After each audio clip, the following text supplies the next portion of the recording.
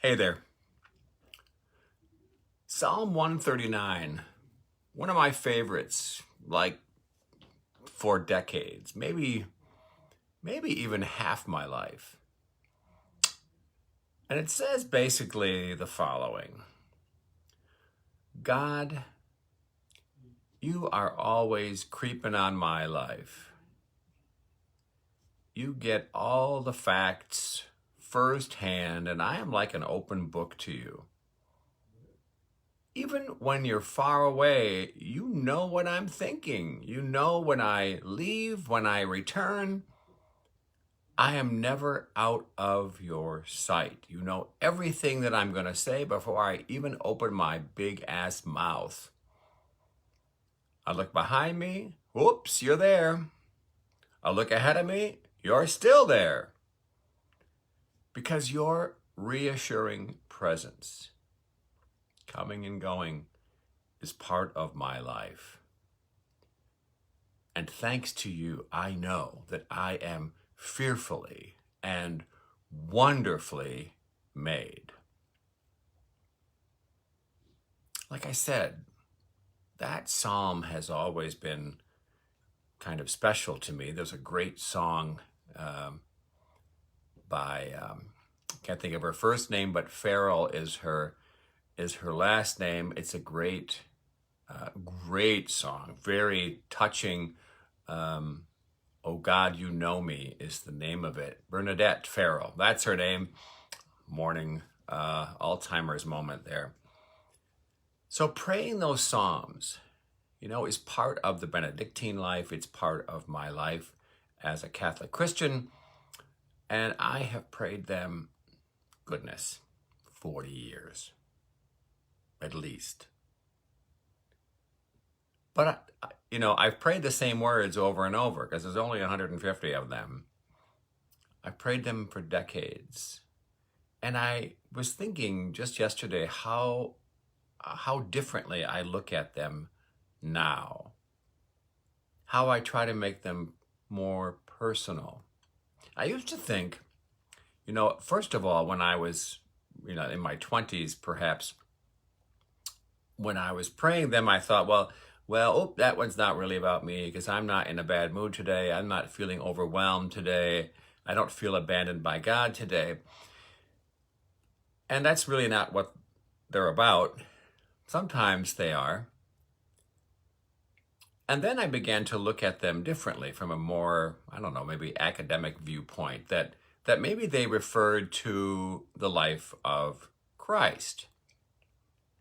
And so, in my breviary, which is the book of Psalms divided up for the different times of the day and the week and the seasons and all of that, there's always a little quote just before the text of the psalm from one of the church fathers. So they put a little theological spin on these that may or may not be, useful, really. But I really try to get into that and to try to tie all of those psalms to the life of Christ. And that helped me in a lot of ways, really connect a little bit deeper with the text itself. But now, particularly after my recovery from drug addiction, I would say that I'm kind of back to where I was, as well as integrating the idea that they are about Christ. And here's what I mean by that.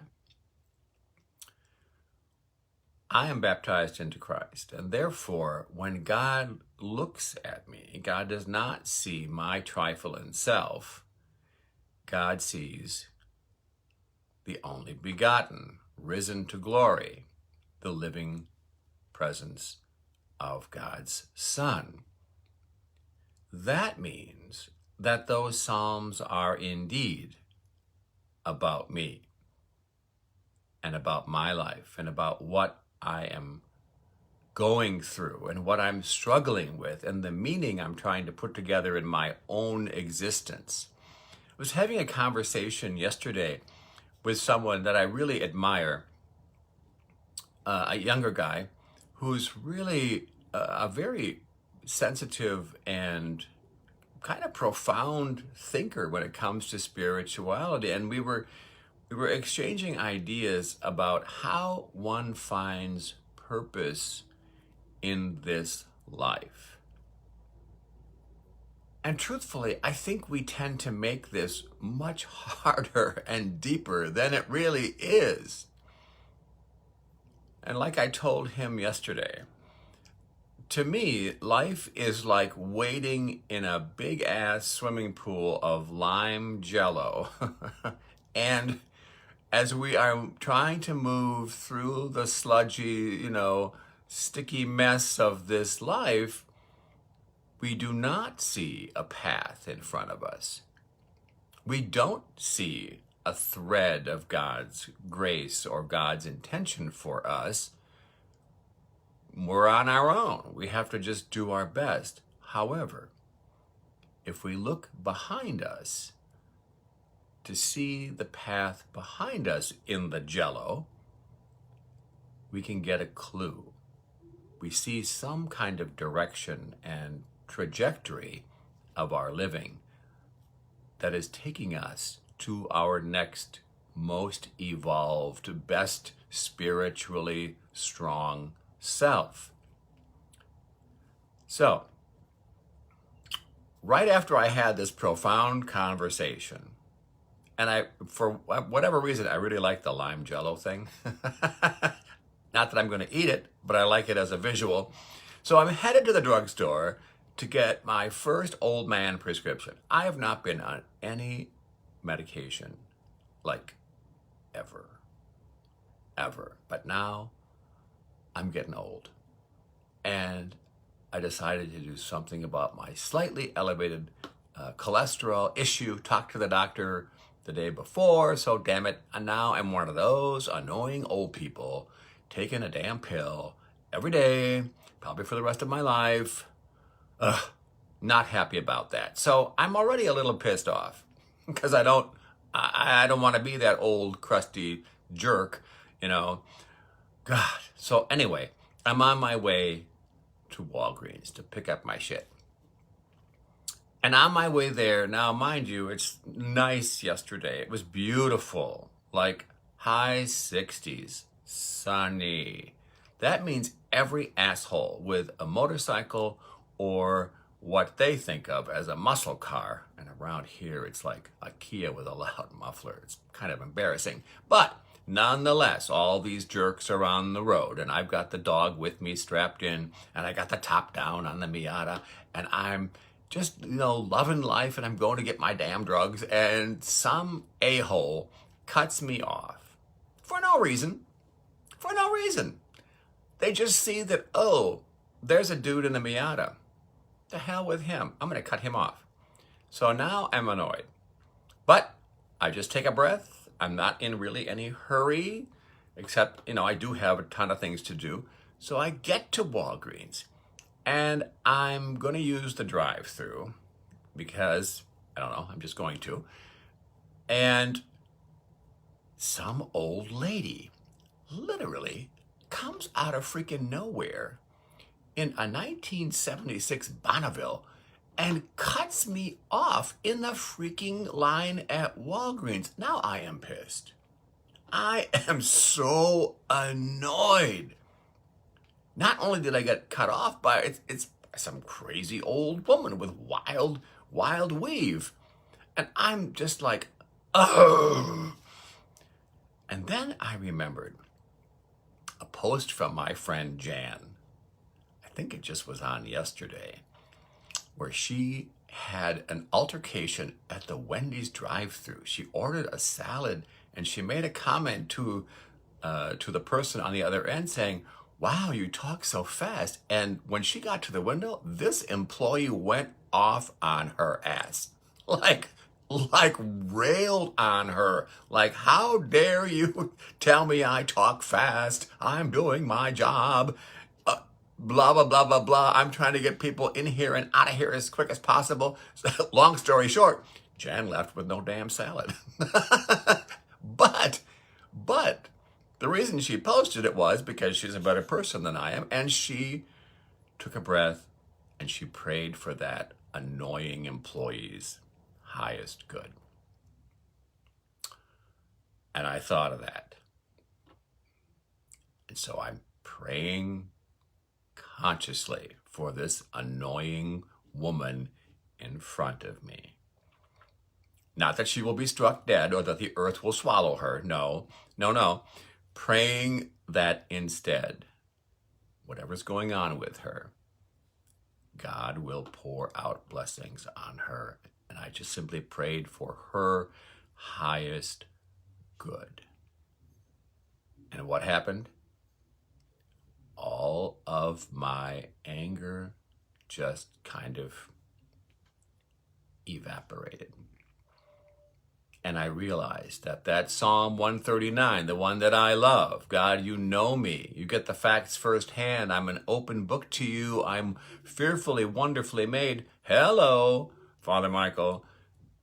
Those words also apply to annoying old women in big-ass 1970s vehicles.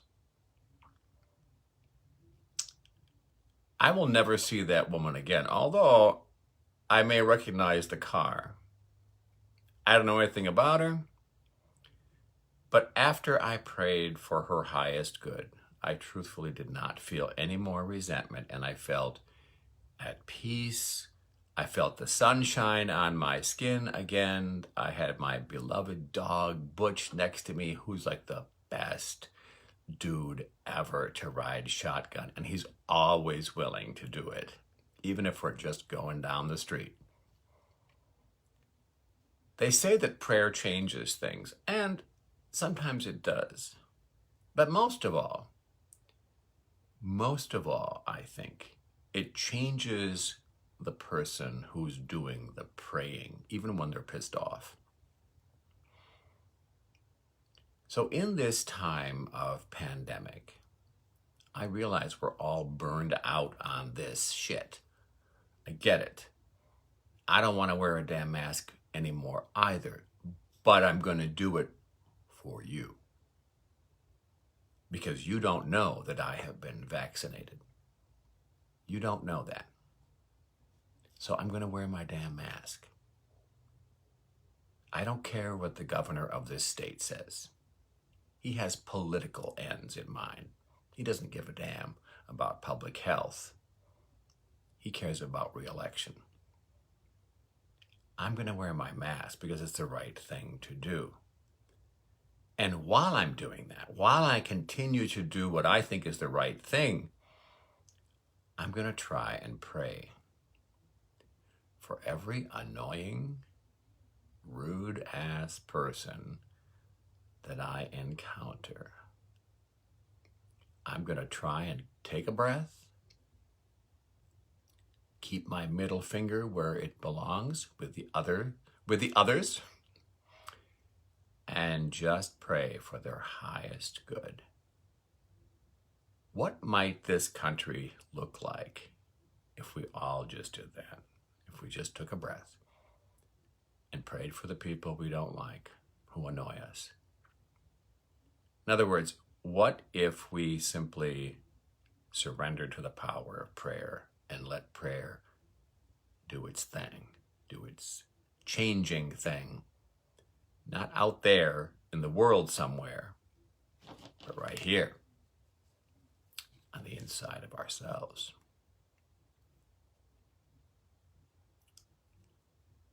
Let's pray.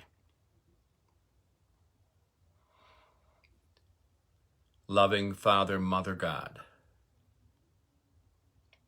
we come into your healing, transfiguring presence in this moment. Thankful for your presence. We know, as the psalmist tells us, that you are always examining our lives, that you see us as an open book, and that even from a distance, you know what we are thinking and feeling. You know when we leave, you know when we get back. We are literally never out of your sight. We look behind us, and there you are. We look in front of us. There you are. You are closer to us than our own carotid artery. You are closer than our own breath. You are closer than the air we breathe. Help us today, loving God, to appreciate the gift of existence, to know that we are part of your plan, even when we don't know our purpose, even when we are uncertain. Help us today to be thankful that you have fearfully and wonderfully put us together. And give us a little bit of patience so that when people do rude things, insensitive things, we can pray for them for their highest good with a sincere heart and change perhaps not the situation, but at least change our level of peace and trust. We ask all this in the name of your only begotten, Jesus the Christ, who continues to live and to work with you and the Spirit, God forever. Amen. God bless you today.